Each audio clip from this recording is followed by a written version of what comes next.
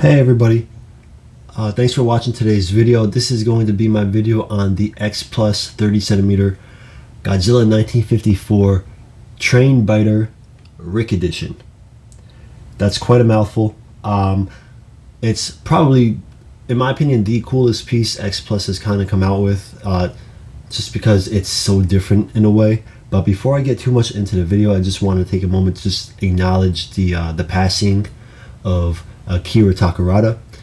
It just so happened to be today. Well, I guess technically yesterday because it's after midnight here. But yeah, I mean, he's one of the strongest personas in the classic Godzilla movie stream, and really, I was fortunate enough to meet him several years ago, and he's a really kind-hearted, really nice, polite person. Very happy to have had that interaction with him. It especially means a lot more now.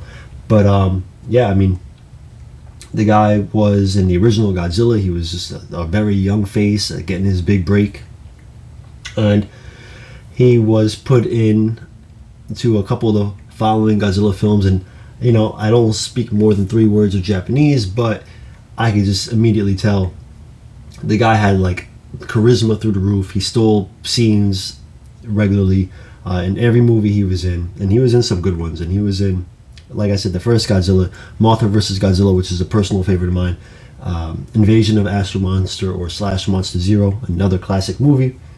And then you have Ebra, Horror of the Deep, and then they'll bring him back decades later for the 50th anniversary film in 2004, which is Godzilla Final Wars.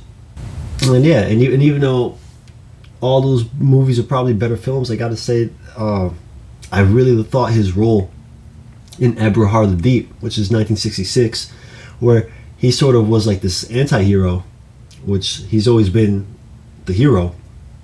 So he was like an anti-hero in this movie because he was a bank robber on the run.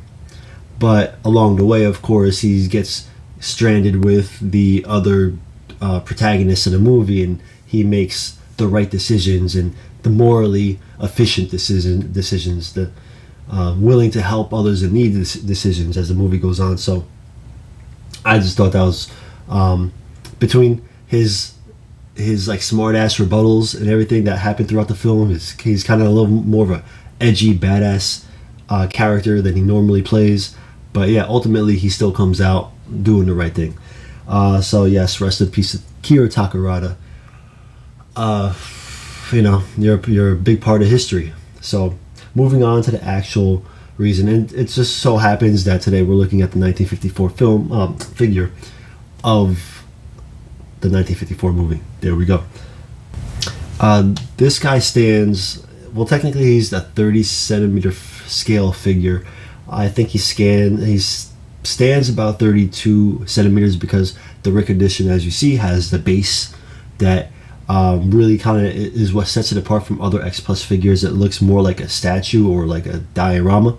It's got Godzilla here standing amidst rubble, a smashed up bridge with a train in his jaws. So it's a really cool figure in a sense that, like, it's not just a cool figure by itself, but it actually creates a scene, like a good statue does.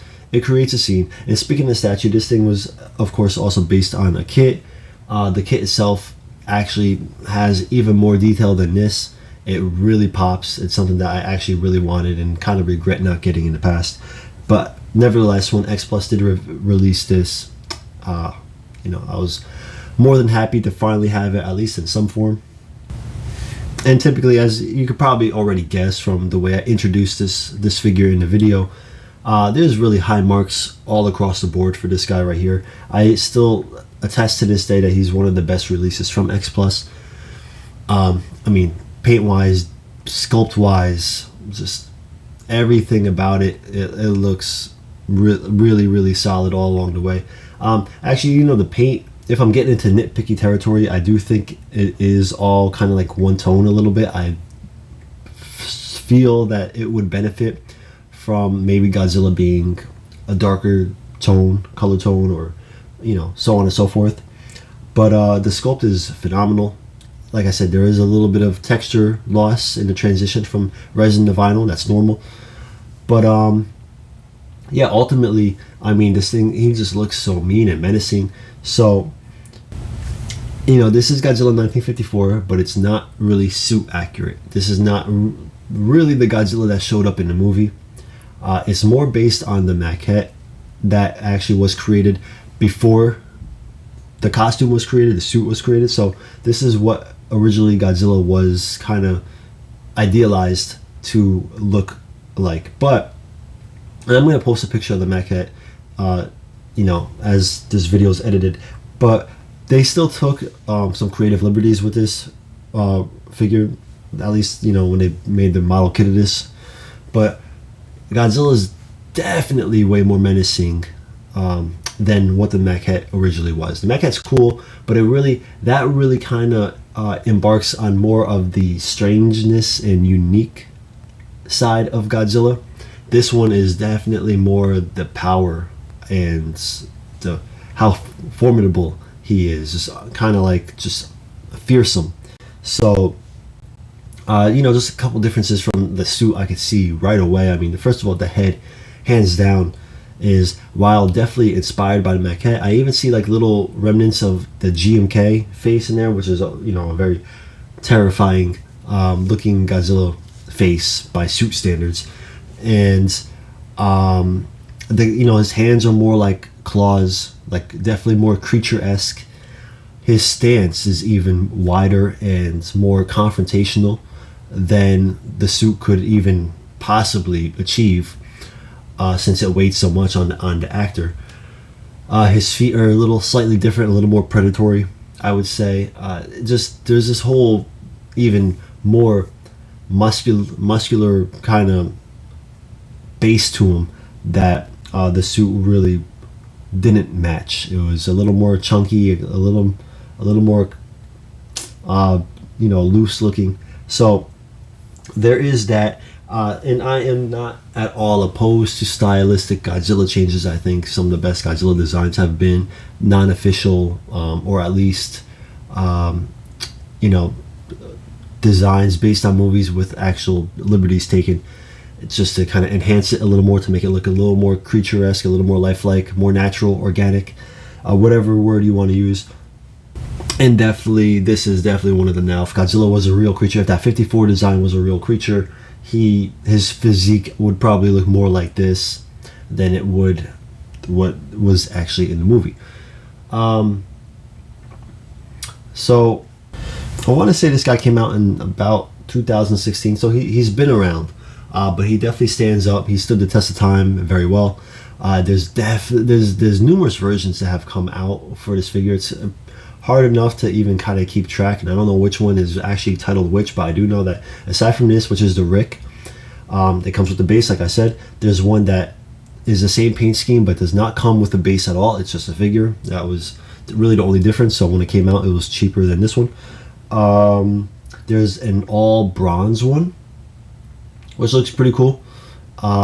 There's also one that's kind of painted, and he's got like more beady looking eyes. They're not all white like how this guy is right now. The train is painted. You know, just it's pretty cool. I prefer the eyes on this one, and I believe there's even one that's painted but also has the white eyes. And I think that's even like the rarest of them all. I could be wrong, but that's the one I never see, so I'm just going to assume that. And aside from that, like I said, there's a resin kit out there that this is all based off of, that you might see pop up here and there. Now, I've did a figure review on the 25 centimeter Godzilla 1954 in the past, which is more screen accurate, and that's where I really kind of went into all of the context of what that movie meant and what made it special and where that Godzilla came from. So, you know, one thing I always, you know, tell people is like, you know, so the 54 design is one that I really enjoy a lot, because to me, I like when Godzilla's not really looking like an enlarged reptile, or like a big lizard or a big dinosaur. I like when there's a little more mythical elements thrown in with him, at least physically. So I do like the wide eyes, because it's very soulless looking and unnatural. I love the pointy ears. I love, like, if Godzilla has big pointy ears, even better, because they look almost like an oni or a demon, a goblin. It definitely it puts Godzilla in his own category as like a very strange monster. The Heisei series, when it came out, when they did it, they redid the backstory in '91. They literally made Godzilla a giant dinosaur that was enhanced by radioactivity. The 1954 film is definitely more ambiguous. They just said he was around when the dinosaurs were around. He's an ancient creature, most likely a deep sea creature, a totally different species, and I preferred that backstory. So whatever kind of navigates Godzilla into its own category, I've always liked that more. It just stirs up the imagination more. A giant dinosaur just kind of always seemed a little lazier. And the 1954 film definitely played up on that as well, like not just the science aspect, the biology aspect of what Godzilla is in relation to ancient creatures, but you had the mythology, the lore with it as well, because you had Odo Island and the villagers. They had this history of seeing Godzilla even years before the hydrogen bomb test went off and mutated Godzilla, probably even centuries before, through the years. And they see they have all these legends of Godzilla. They sacrifice young girls into the water to appease Godzilla, just like how the ancient Greeks did with Poseidon and stuff like that. So very all just enriched mythology and kind of story building that also went into an already very layered film that had a poignant message, a timeless sort of take on the world, because what other country could say that they were victims of hydrogen bombs, atom bombs dropped on them during a war? And no other country could really make those claims, but Japan lived it. So for them, this kind of also hits a lot harder than it would for other people. But anyway, just kind of try to keep it strictly to the figure. Yeah, so it's all really just well done, phenomenal across the board. Again, my only little nitpick was I just think that maybe a little more of a paint job could have made Godzilla pop a little more, but it's really fine the way it is, and B, it might be something that I want to take on in the future. Anyway, I hope you all enjoyed this. Thank you guys so much for checking this out. Appreciate it, and everybody be safe. Have a good weekend. Peace.